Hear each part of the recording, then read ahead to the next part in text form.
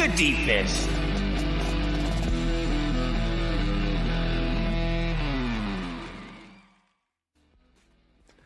All right, game 46. Leafs beat the Devils in overtime, and we're here to talk all about it on Split the Defense Leafs post-game, presented by Laforest Electrical Contractors, serving Kingston and the surrounding area since 2004. I'm Webby with CP and producer Ted in the booth. Leafs avoid a 4-game losing streak thanks to William Nylander. And what's up, brothers? Special teams, special plays, special players decided this game. The Leafs allowed a couple of power play goals to New Jersey. William Nylander gets one of his own, and then another in OT at 3-on-3. So how are we feeling after that win, CP? Much better than after the last few games, that's for sure.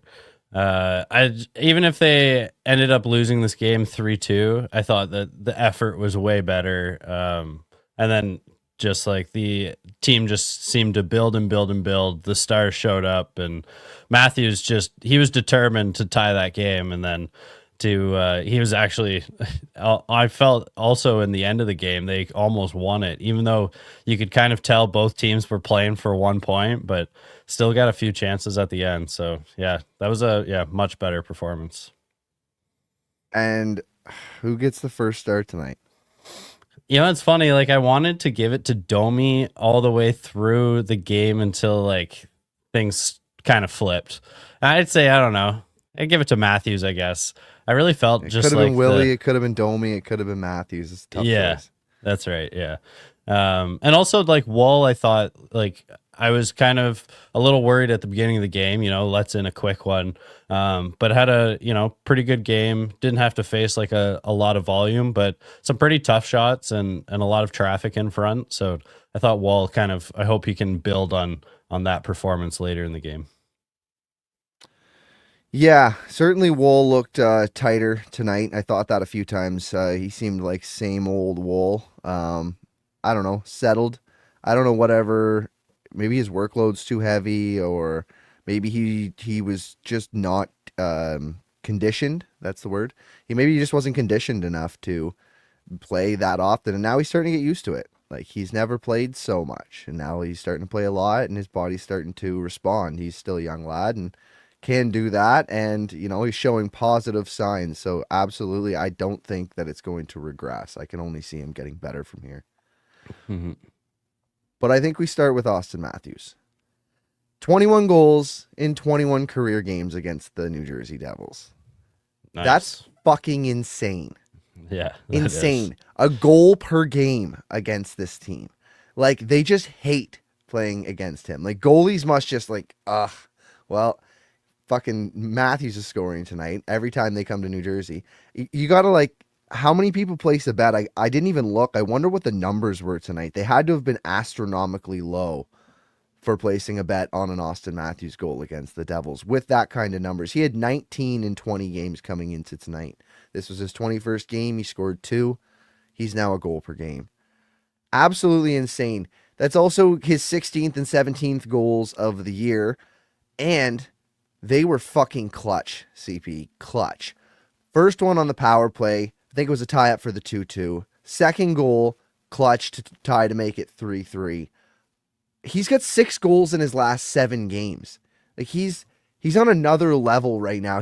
It's almost like when he was gone and we're like, oh, they're winning, and we just deferred Austin Matthews too much, and that's the problem. We figured it out. Well, there's a good fucking reason that we deferred Austin Matthews for all this time.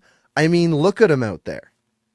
Yeah, I mean, he's just a guy that when the rest of the team is flat, he can, bring everybody to another level.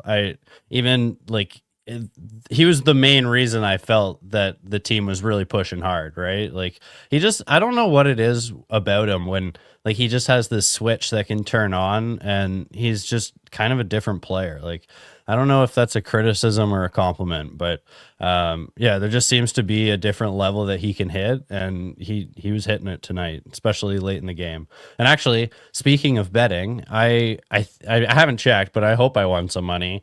But my bet tonight was the Leafs to win, Matthews Marner points, and Matthews to get 4 or more shots. And I'm pretty sure that would have hit tonight. And yeah, so I kind of had a feeling that Matthews was going to come in here with just like a little bit extra. And that line in particular, after they lost Tavares, like they had to do something special. And Domi, I thought, did, you know, pretty well. I mean, he gets a point tonight, but you know, you had to lean hard on that first line for sure. And I hope you're checking actually how many shots Matthews got for me.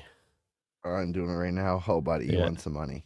Hey, 5 shots on goal. So, hey, nice. Yeah, I had that all parlayed together, so I think I won over $100 on that one.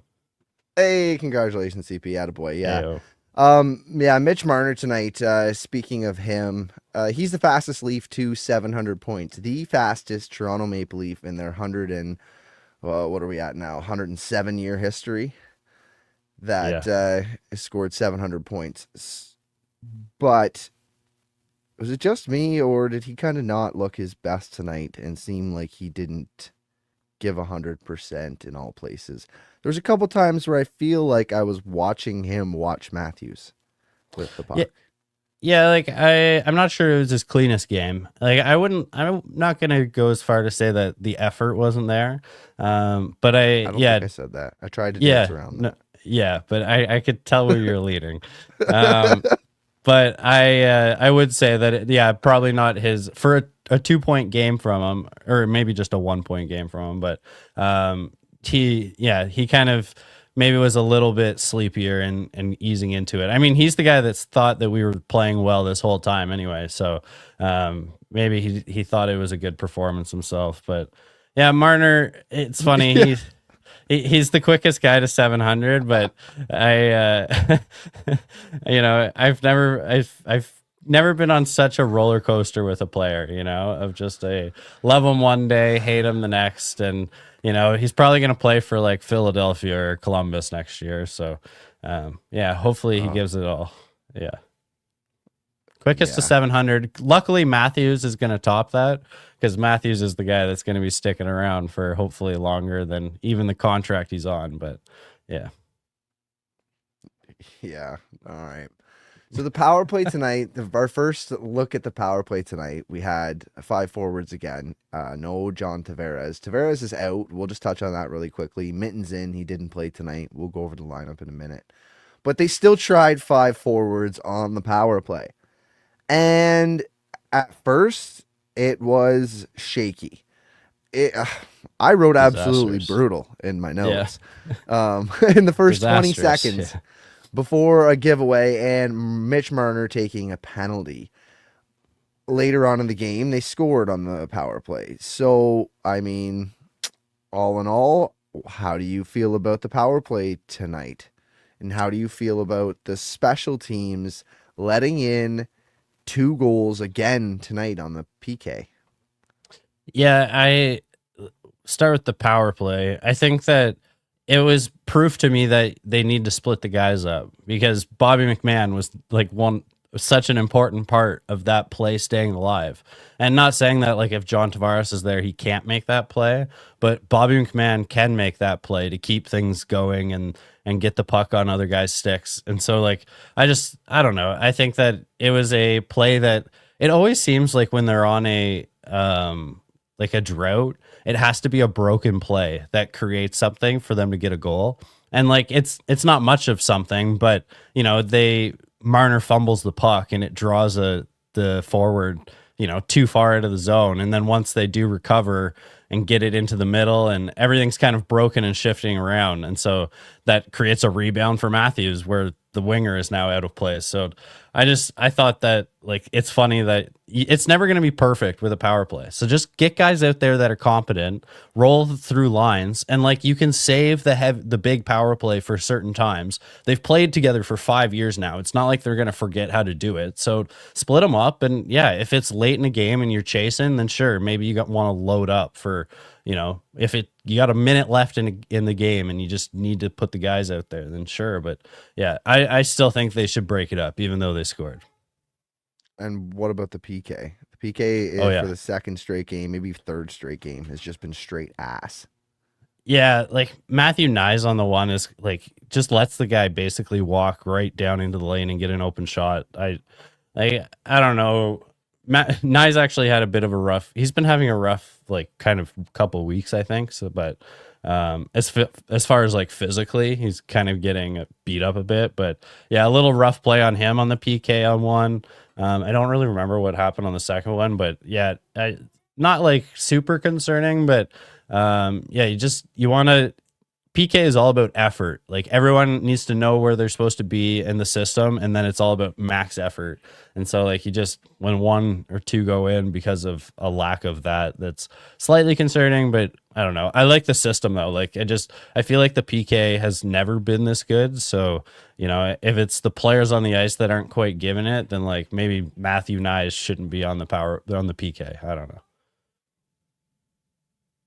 You're muted. Yeah, I guess you're right. You got to find the right mix of guys. But what about Caber coming back tonight? Do you think he made an impact on that PK? And I wondered myself, like, I thought with him back it would change things, but it actually seemingly got worse. Well, I think like as far as 5-on-5, things got way better. Like just having that top pair with Tanev, it just is such a difference maker for this team. So, yeah, maybe it didn't make a big difference on the PK, but McCabe and Tanev together 5-on-5 is just such a breath of fresh air. And like there was a couple plays that the broadcast highlighted, and they were my favorite plays as well. Just great communication, shutting plays down, like switching whenever need be, and both playing like I mean Tanev doesn't play super physical, but McCabe does, and so yeah, they're a great duo. But yeah, as far as actually in one of the goals on the PK, I think was Myers didn't quite get his stick in the right spot, and Matthews was there too. Just like a little bit of poor net front play. So yeah, just things to be cleaned up there. But yeah, McCabe being back, just definitely need that guy. He's like the biggest identity player for this team.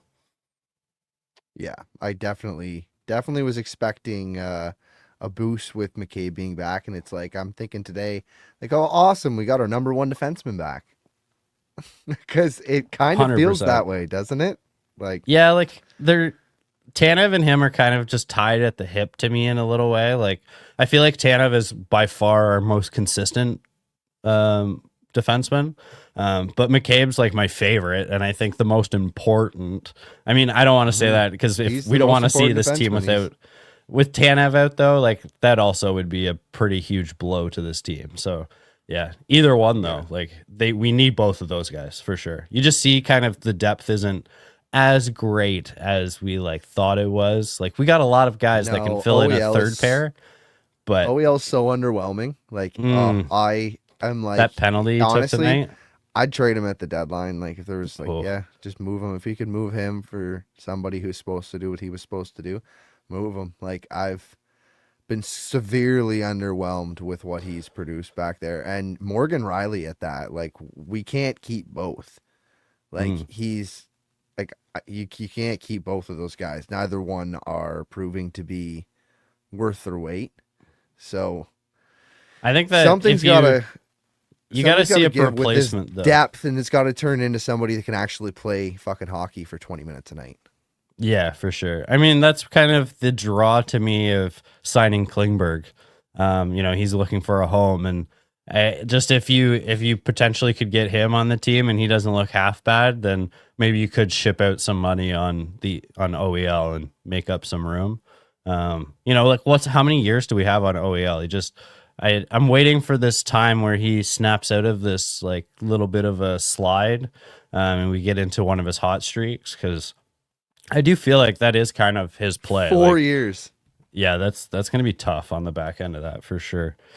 But yeah, I don't know. Like OEL, I think can bounce back, and like he had two really good opportunities early in the game. He could have been on the board early, so I don't know. The penalty though just kind of pissed me off. I just like you're so far away from your net. You're basically behind their net.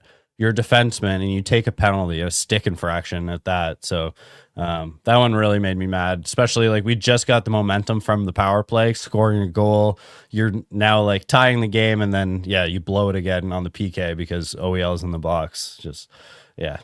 And it wasn't even anything malicious. It wasn't even like he super tried to do it. It was more like I can't open. It's like ignorance. It's like ignorance of what you call it. It's like are you talking about the trip? Is that what you're talking about?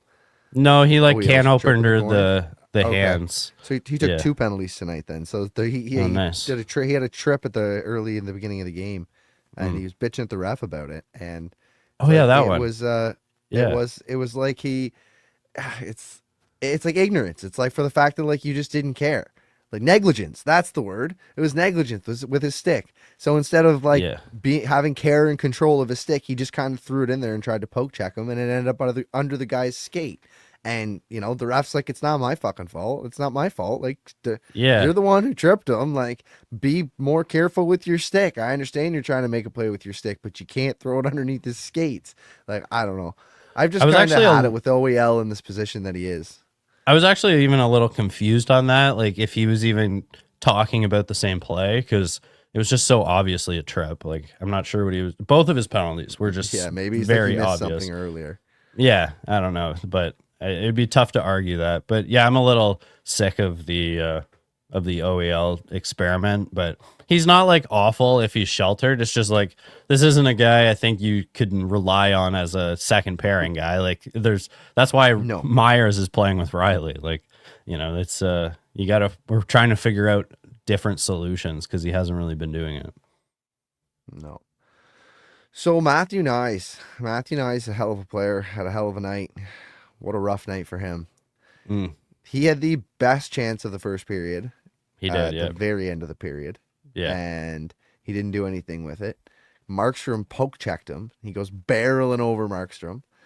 And then later on the game, Timo Meier runs interference on Nyes, sends him into our Myers, and then he hits the net, gets all twisted up, and there's no call. Yeah, that's bullshit to me. That is absolute bullshit. It's clear as day interference. How do you not make a call there? Yeah, I thought it was clear as day as well. It's also a little bit of a dangerous play, right? Like, you know, I know the post move, but it's not nice when you hit your head on one of them, and we were really close to one of those. So, really close. Yeah, weird play. I mean, Matthew Nyes has just been taking a beating recently. I mean, it's normally Jake McCabe that takes all the pucks to the faces and gets plowed into the net, but it's been Nyes recently. So yeah, Timo Myers tonight on the other side. He took a lot of pucks tonight. He ate a lot of pucks, and he was all over it. He's the one in that play. Like Timo Meier, that guy was a puck magnet tonight. It was like they made a joke of it on the broadcast. Like, oh, it's off Timo Meier's sticks. Surprising, right?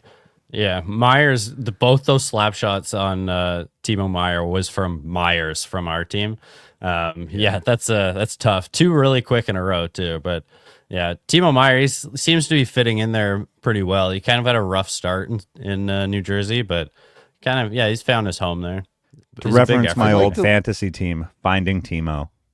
I feel like that applies with the puck hitting him a bunch, and also him finding himself. That's, both are true for sure.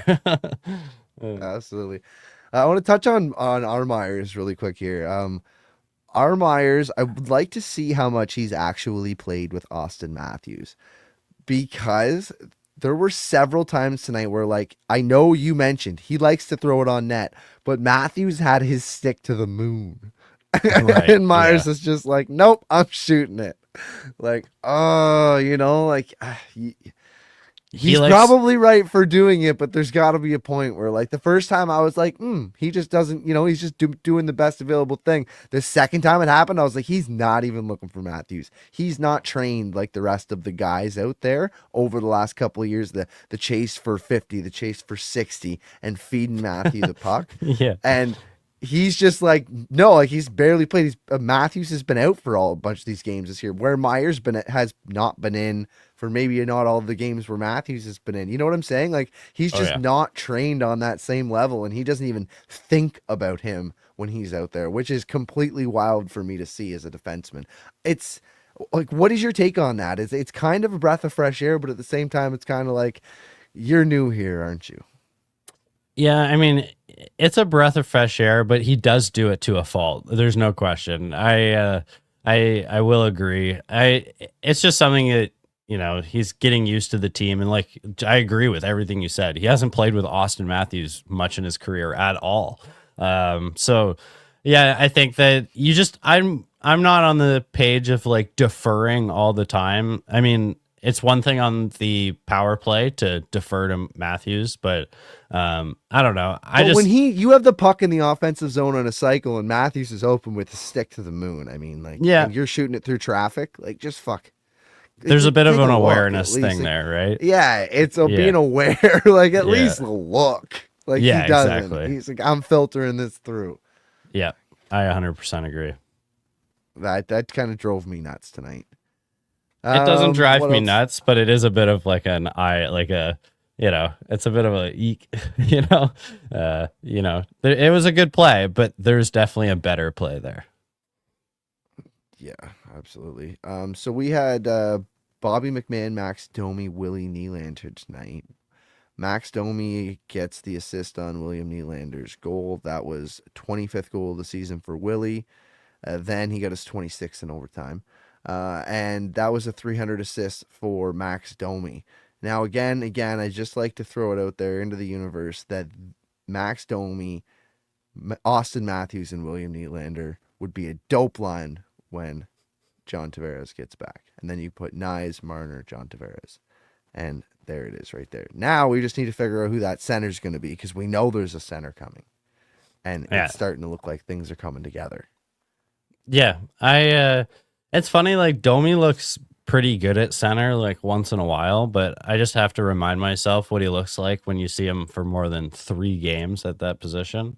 When you start counting all of the grade A opportunities that he's kind of let go the other way, then, that's when you start to think about it. But he's like a good solution right now, but it's funny that we haven't seen much of Domi up with the big boys, especially with Matthews in particular. Because like, it just seemed to work so well last year at the end of the season and into the playoffs. We saw it.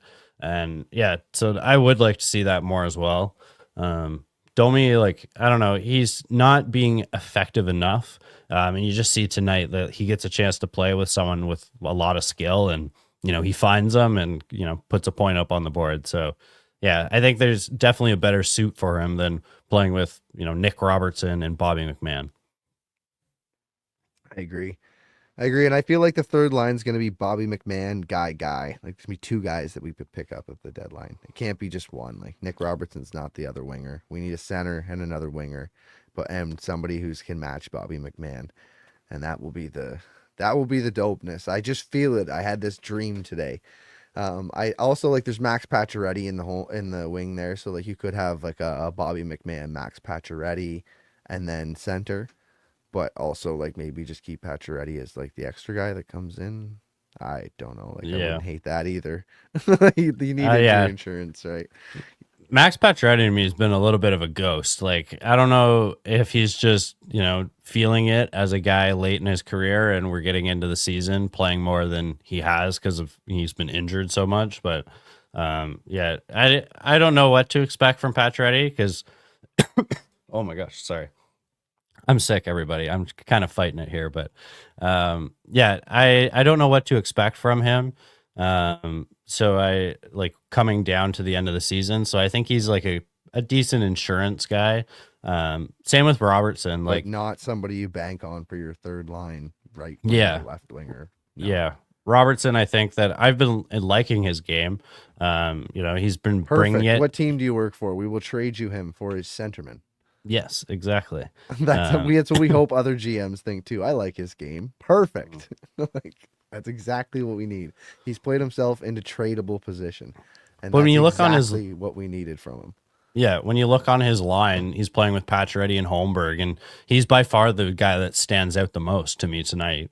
I do hope that there's pro scouts out there saying that this guy's could be the scorer on our third line. I would love that because we need to figure something out.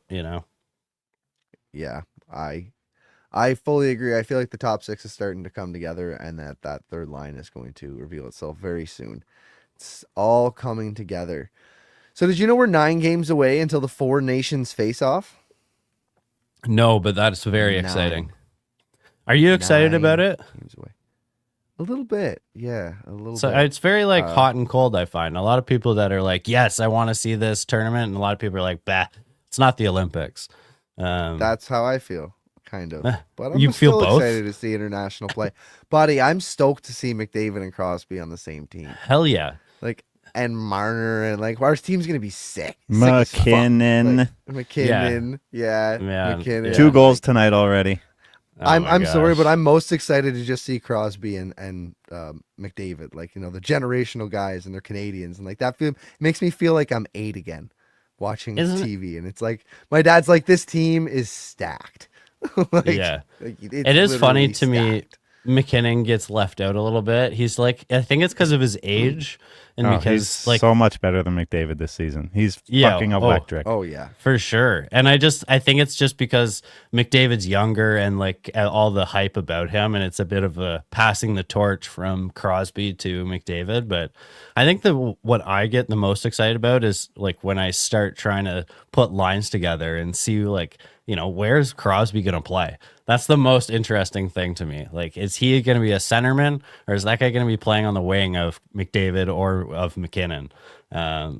Just very exciting stuff, the 4 nations. And honestly, Canada's got to show up. There's too much talk right now about Canada not being the top of the best hockey country. So, I want them to go and show that American lineup's not that hot. But I want Matthews to score a lot of goals. Just not on us. USA, I think, is the favorite, to be honest, right now. Canada's certainly got a great team. We're all confident in the team. We all think they're going to win. But, ask a bunch of the writers, a bunch of the analysts. I think they're looking at USA's lineup, and on paper, that should do damage. Then again, on paper, the Leafs should have won a couple of cups by now.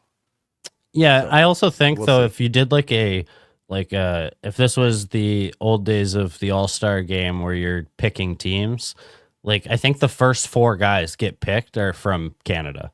You got Makar, McDavid, McKinnon, Crosby. Who on the America team are you going to pick over any of those guys? Maybe I don't know if you're just too new and you don't know Crosby, but I'm taking Crosby on my team. So I don't know. It's going to be interesting. The goaltending is where it gets dicey because the States have the best goaltending by far. Canada's just going to have to pull it out of the bag somehow. I don't know. Pull themselves up by their bootstraps there. Yeah. Defense. Yeah. Or just a lot of offense. Tons of offense. That's exactly it. Just outscore all our problems. Exactly.